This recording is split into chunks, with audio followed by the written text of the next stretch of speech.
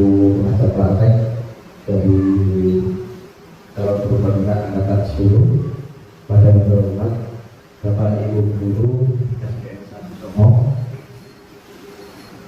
Pertama-tama mari kita panjatkan puji syukur kepada Allah karena kita selalu diberi rahmat dan hidayahnya sehingga kita bisa berkumpul di tempat ini dalam keadaan sehat dan walafiat.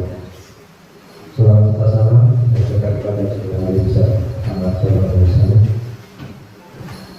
Bapak Ibu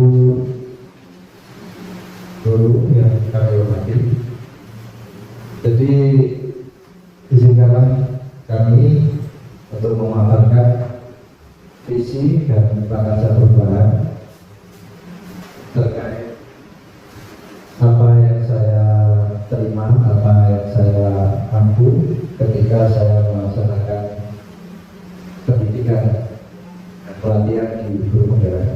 Jadi terkait dengan pendampingan individu yang kedua, yaitu memaparkan visi dan pengajar perubahan sebagai acuan kita hari ini, yaitu nanti kita akan melaksanakan diskusi dengan susunan acara. Yang pertama yaitu pembukaan, yang kedua doa, yang ketiga diskusi atau gerak pendapat, yang keempat lain-lain, dan yang terakhir adalah penutup. Untuk pembukaan nanti terdiri dari sambutan yang pertama dari pengajar praktek, dan yang berikutnya dari saya sendiri selaku kepala sekolah sekaligus sebagai CGP atau calon guru penggerak. Langsung saja Bapak Ibu, marilah kita buka acara hari ini dengan bacaan basmalah. Acara yang pertama yaitu sambutan pada Ibu Pengajar Praktek. Saya persilakan. Terima kasih kepada saya. Yang saya hormati Bapak Kepala Sekolah SDN 1 Songo, Bapak Ibu Guru pengajar di SDN 1 Songo yang berbahagia pada hari ini. Izinkan saya mengucapkan Assalamualaikum warahmatullahi wabarakatuh. Baik, acara pada sesi hari ini terkait pendampingan saya kepada Bapak Adi selaku CGB, yaitu tentang diskusi pemaparan visi misi guru penggerak. Apakah visi misi guru penggerak yang digagas oleh Bapak Adi selaku pemrakarsa perubahan sesuaikah? Apakah sudah sesuai dengan cita-cita yang Bapak Ibu impikan?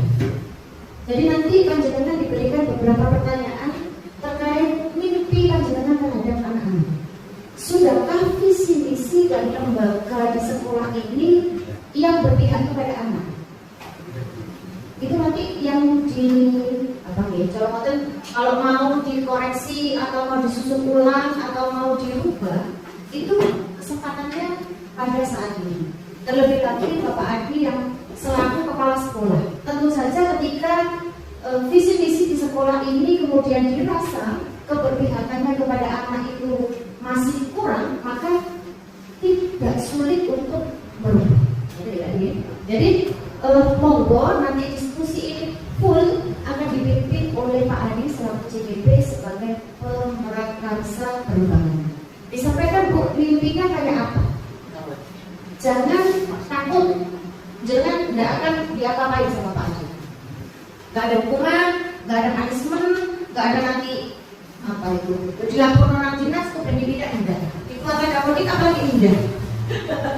Jadi sampaikan Bu, Pak Y, Pak Adi saya kira tidak melakukan ke orangnya. Saya kira terbuka kepada perubahan.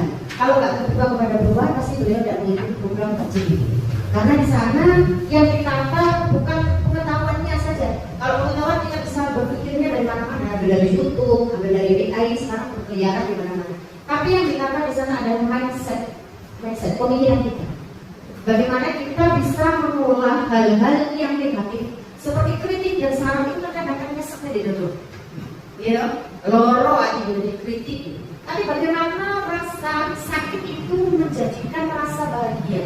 Mengolah kritik dan saran itu menjadi energi positif yang menjadikan kita bersemangat, dijadikan itu tantangan. Siapa belum bergerak? Lebih berubah lah. Itu nek dijadikan negatif, ya bu ya hasilnya begitu. Tapi kalau dijadikan positif, maka itu akan menjadi tantangan. Tak bukan itu perubahan yang nyata di kehidupan sehari-hari khususnya di dunia. Gitu ya Bapak Ibu. Jangan takut. Hari ini apakah ada yang mengikuti sesi? Belum. Oh, kenapa nggak mengikuti? Belum PS enggak? Oh, dulu kepala sekolah. Sekarang yang sering loh, gitu. Yang katakan berapa? Gitu. Oke. Terus pokoknya enak-enak, senang-senang. Kalau kita menganggapnya ringan, kalau kita menganggapnya senang. Gitu. Segala sesuatu yang terjadi sesuai dengan kenyataan kita. Dianggap apa dan tidak benar. Dianggap enteng, iya tidak enteng. Gitu. Saya kira mengangkat dari saya. Dan mohon maaf saya nanti tidak bisa menemani tadi sampai selesai karena saya harus pindah ke SDM sumber daya ke grup. Jadi nanti saya hanya mengatakan kata sampai di sini. Nanti saya mohon maaf di sini ya Pak ya, sama klipkan videonya ini nanti sebagai bahan untuk kedepannya untuk membangun semuanya. Tidak ada yang jelek, tidak ada yang salah. Kalau kita mau cukup dari saya beri. Assalamualaikum warahmatullahi wabarakatuh. Bapak Ibu, saya lanjutkan kemudian untuk acara yang ketiga yaitu diskusi atau tukar pendapat.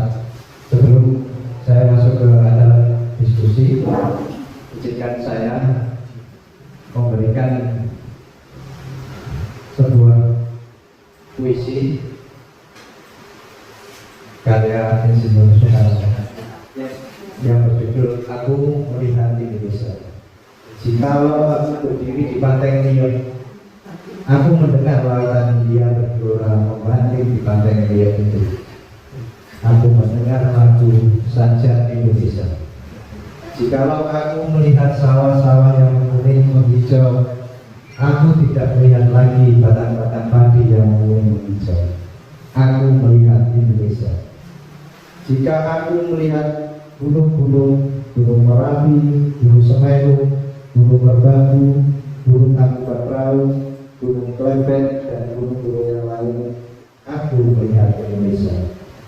Jikalau aku mendengarkan lagu-lagu yang merdu dari belakang, bukan lagi lagu Batak yang didengarkan, aku mendengarkan Indonesia.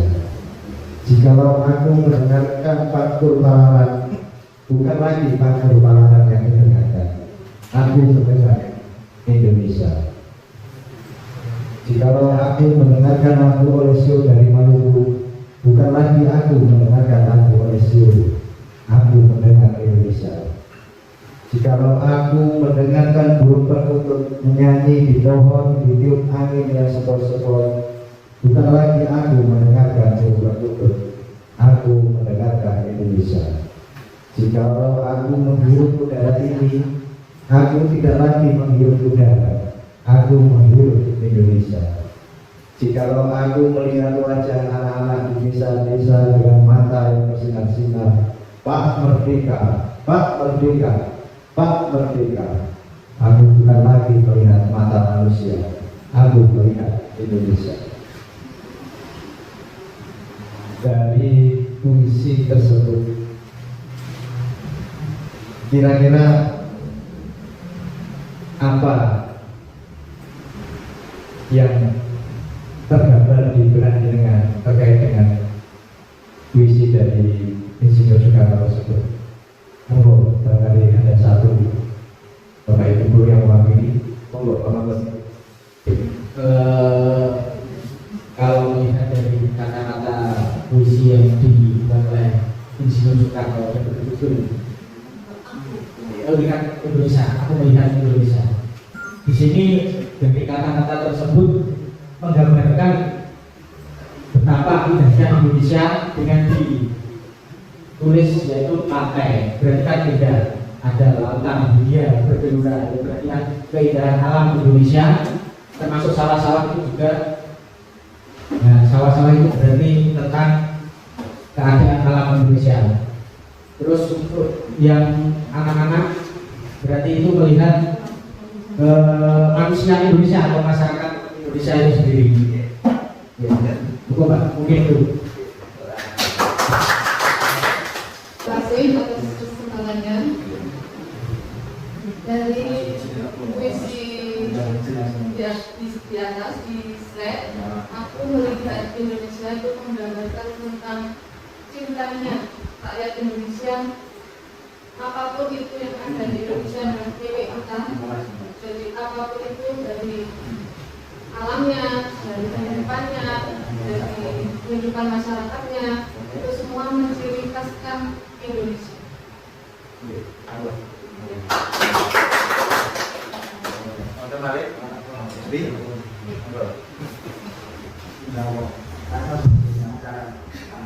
Terima kasih. Jika saya mendengar puisi yang dibacakan oleh Pak Adi tadi, karena kebetulan kata Pak Adi tulisannya kecil-kecil dengan tulisan. Di situ digambarkan ada apa namanya pantai, sawah, berarti itu keanekaragaman dan juga Pak Merdeka. Mungkin di sini menginginkan suatu kebebasan. Iya. Jadi karena di negara kita ini keberagaman tidak hanya pada ras dan sebagainya, mungkin dengan kemampuan dan bakat dari yang dimiliki oleh manusia yang ada di Indonesia ini. Jadi mereka ingin kebebasan untuk mengekspresikan segala sesuatu kemampuan yang mereka miliki. Demikianlah teman-teman. Terima kasih. Di situ tertulis digambarkan ada pantai, ada gunung, ada sawah, terus sekali. Indonesia dengan beraneka ragamnya, dengan keunikannya, dengan karakternya. Tetap nanti beliau mengarah satu, yaitu tetap menjadi Indonesia. Nah, jadi beliau menggambarkan visi beliau untuk Indonesia melalui sebuah puisi terkait dengan materi yang akan saya diskusikan dengan. Jadi sesuai dengan judul atau materi yaitu pemaparan visi dan prakarsa perubahan. Saya punya sebuah visi atau gambaran tentang anak didik saya untuk 5 sampai 10 tahun ke depan. Sebenarnya sudah saya bagi angket dengan beberapa pertanyaan dan itulah yang akan menjadi visi pendidikan didik. Nah, tugas saya di sini nanti kita selaraskan visi dari pendidikan ini dengan visi yang ada di sekolah. Jadi saya juga kemarin di tugas kebetulan juga membuat visi segini. Nah, hari ini dengan saya beri angket untuk mengisi visi dari saya sendiri. Nanti ada visi dari sekolah juga kita selaraskan bersama di situ. Sehingga nanti apa yang kita harapkan bersama akan menjadi visi dan tujuan dari SDN 1 Solo tersebut. Jadi pertama saya akan menyampaikan bahwa visi adalah gambaran dari apa yang menjadi harapan saya untuk masa depan. Nah, ini karena saya senang berimajinasi. Jadi ada gambar imajinasi itu tentang murid di masa depan. Jadi saya mengharapkan atau memimpikan seorang murid menjadi pembelajar yang bahagia. Jadi dia mau bersekolah, mencari ilmu dengan rasa senang, gembira, dan bahagia. Yang kedua yaitu menjadi seorang pelajar yang mempunyai profil Pancasila. Jadi pelajar Pancasila. Terus berikutnya mempunyai murid dan bapak ibu guru yang sama-sama saling terlibat, saling mendengarkan. Yang keempat, mendidikan murid atau guru yang terbiasa mengucapkan kata maaf, tolong, dan terima kasih. Kenapa harus terbiasa mengucapkan kata-kata tersebut? Karena saya ingin membuat anak menjadi manusia yang mampu berempati, jujur, dan saling menghargai. Itu yang pertama. Yang kedua, mereka belajar dan bermain dengan aman. Diskusi bersama dia semua. Yang terakhir yaitu dari pembelajaran yang ini mempunyai kuat dan mengajarkan apa itu